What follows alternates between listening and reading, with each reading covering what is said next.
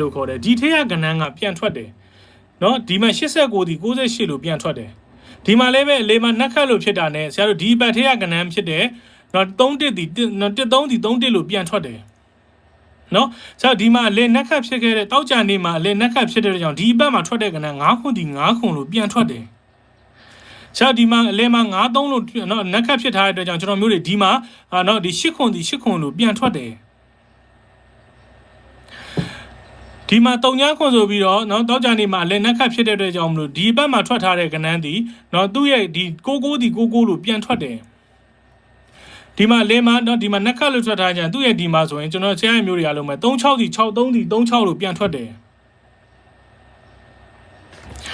ပြီးရင်ဆရာဒီမှာအလဲမှာနှစ်လေးနက်ခတ်ဖြစ်ထားတဲ့ကြောင့်ဆရာတို့ဒီမှာနော်ဒီမှာတစ်ခွန်တစ်ဒီတစ်ခွန်လို့ပြန်ထွက်တယ်ဆရာဒီမှာအလဲမှာတစ်ရှိဆိုပြီးနက်ခတ်ဖြစ်ထားတဲ့ကြောင့်ဆရာတို့ဒီမှာတော့နော်ဒီမှာကျ90ဒီ90လို့ပြန်ထွက်တယ်ဟုတ်ပြီဒီတပင်တော့ဖောင်းထားတယ်ဆရာဒီမှာလည်းပဲဖြစ်တယ်ပေါ့နော်ဆရာဒီမှာတော့ဆရာတို့ဒီထဲကဟာပြန်ထွက်နိုင်တယ်ဆိုပြီးဆရာတို့ကြည့်တဲ့အခါမှာသူဒီမှာတော့ပြန်ထွက်မသွားဘူးအဲ့ဒါဆိုရင်ဆရာတို့ခုဒီမှာဆိုရင်ရောဆရာတို့ဒီထွက်သမျှကဏ္ဍကိုပြန်ထိုးတစ်ချိန်ပေါက်မယ်ဟုတ်လား